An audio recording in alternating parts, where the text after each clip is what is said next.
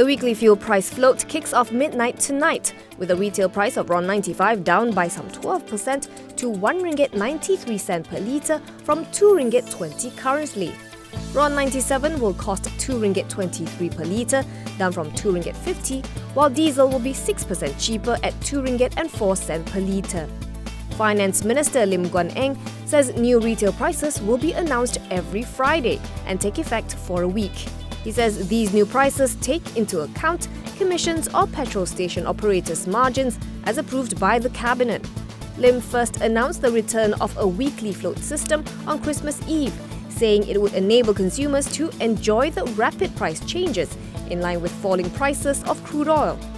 This will be in effect until a new mechanism with a targeted subsidy for RON95 is implemented in mid-2019.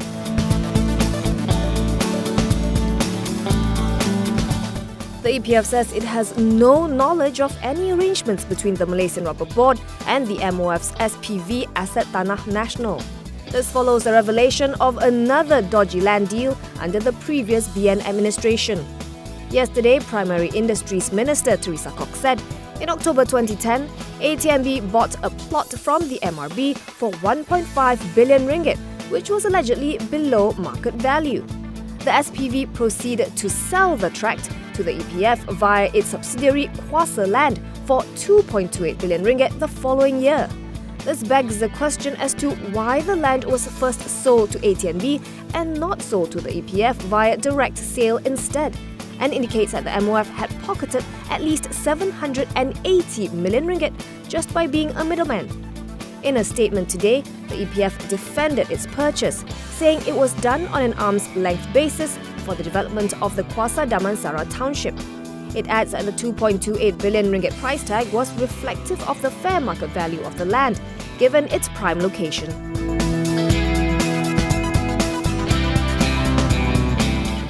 Lawyers representing Putrajaya say the DOJ has withdrawn the forfeiture action against the Equanimity on December 21, 2018, confirming that there is no competing claim to the super yacht.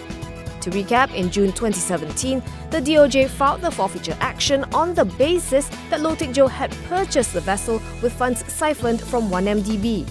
Equanimity Cayman filed a claim to it 4 months later. Then, following the change in government last May, 1MDB companies asserted their claim to the Equanimity, and the yacht was arrested by the Admiralty Court. The lawyers pointed out in a statement today that despite all due process, Loh did not enter a claim to the Equanimity and never challenged the right of the 1MDB companies to assert legal ownership in court. Then 2 weeks ago, the DOJ withdrew its forfeiture action. The lawyers say this means that it is now clear beyond any doubt that no one, not even Loh, has any competing claim to the yacht.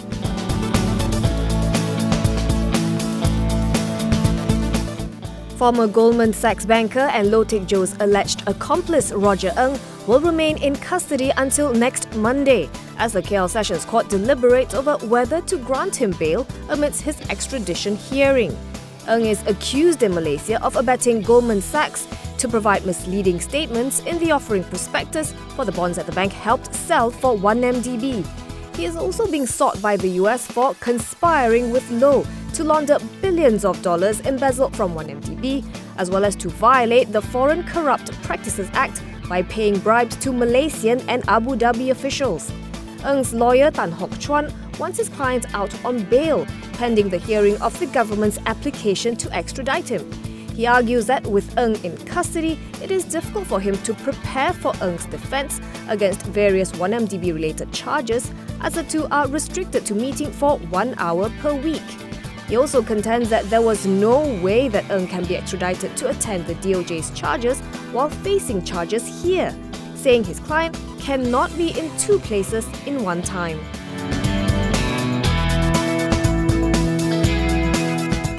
Raja Azmi Raja Nazuddin, who's been serving as acting Group CEO of Malaysia Airports since last June, is now officially its Group CEO with a 3-year tenure. According to Finance Minister Lim Guan Eng, the appointment was approved by Prime Minister Tun Dr. Mahathir Mohamad. He says Raja Azmi's appointment coincides with MAHB's needs as airport utilisation increases in the country. The appointment is also in line with MAHB's aspiration to make Malaysian airports the choice of airlines and tourists in a region that's facing heightened competition. He adds that Raja Azmi is capable of improving MAHB's management effectiveness and efficiency.